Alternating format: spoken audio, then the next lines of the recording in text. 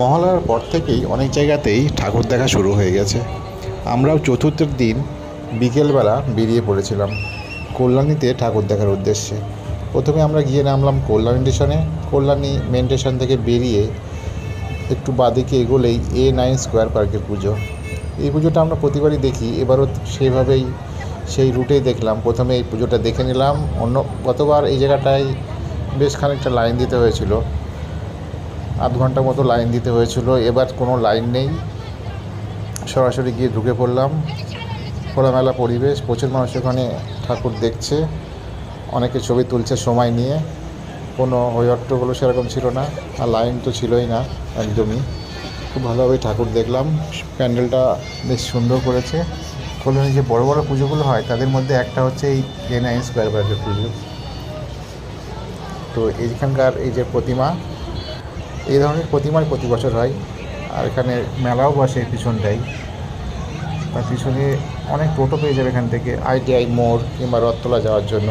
আমরা সেখানে না গিয়ে আরেকটা পুজো হয় আরেকটু এগোলেই, এই যে A2 একটা মাঠ, এখানে একটা স্কুল আছে সেই মাঠে। কিন্তু এবার সেখানে মেলা হচ্ছে বড়, কিন্তু সেরকমভাবে ঠাকুর প্যান্ডেল হয়নি, শুধু ঠাকুরটা দেখলাম বেশ সুন্দর। আর এরপরে আসলাম আমরা রথতলাতে। ওখান থেকে 30 টাকা করে টোটো ভাড়া নিল আমাদের। অনেকে 50 টাকা 40 টাকা যাচ্ছিলো, আমরা 30 টাকায় পেয়ে গেলাম। তো 30 টাকা টোটো ভাড়া দিয়ে আমরা আসলাম রথতলাতে। রথতলার প্যান্ডেল তো খুবই সুন্দর করেছে। কল্যাণী ITI মোড় তো সবাই চেনে। আর এবার কিন্তু এখানটাতেও ভিড় হচ্ছে। আমরা প্রথমে গিয়ে লাইনে দাঁড়িয়েছিলাম, তারপরে ওখান থেকে ডেকে আমাদেরকে নিল, বলে যে অন্য একটা লাইন ফাঁকা আছে, সেখানে গিয়ে আমরা আরামসে ঢুকে গেলাম, কোনো অসুবিধা হয়নি। আর প্যান্ডেলটা থেকে খুবই সুন্দর লেগেছে। স্বামীনারায়ণ টেম্পলের আদলে করা, ভিতরটা তো পুরো মন্দিরের মতো লাগছিল। এরপরে আমরা ওখান থেকে আবার 30 টাকা করে টোটো ভাড়া দিয়ে গেলাম ITI মোড়। এই ITI মোড়ে গিয়ে তো খানিকটা আগে নামিয়ে দিল, যেখান থেকে বাসের ব্যারিকেড করা আছে।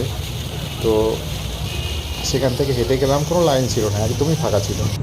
এতটা ফাঁকা গতবারও দেখিনি। তো অনেকে সময় নিয়ে ছবি তুলছে এখানে, আমরাও কিছু ছবি তুললাম। আর অনেকক্ষণ দাঁড়িয়েছিলাম এখানে। অন্যবার যেরকম হয় একটু করে সকল তাড়াতাড়ি বের করে দেয়, এবারও বাসে দিচ্ছিল, কিন্তু মানুষজন দাঁড়ালো, কিছু বলছিল না। তো একদমই ফাঁকা ছিল, লাইন দাঁড়াতে হয়নি। এই ভিতরের পরিবেশ খুবই সুন্দর, প্যান্ডেল বলার কিছু নেই নতুন করে। আর লাইটের ব্যবহারটাও খুবই সুন্দর। আর এখানকার যে প্রতিমা, সেই প্রতিমার গায়ে যে কত লাখ টাকা বা কোটি টাকার গহনা আছে ঠিক নেই, প্রচুর গহনা, মোটা মোটা সোনার হার, মুকুট, পুরোটা সেনকো গোল্ড থেকে স্পন্সর করা আছে। প্রতিমার এই যে প্রতিমা, এক কালারের প্রতিমার সাথে পুরো সোনার গহনা দিয়ে সজ্জিত মা। এরপরে আমরা এখান থেকে কল্যাণী বসপাড়া স্টেশনে গেলাম, সেখান থেকে এরপর ট্রেন ধরে বাড়ি ফিরলাম। ট্রেনে খুব বেশি ভিড় ছিল না।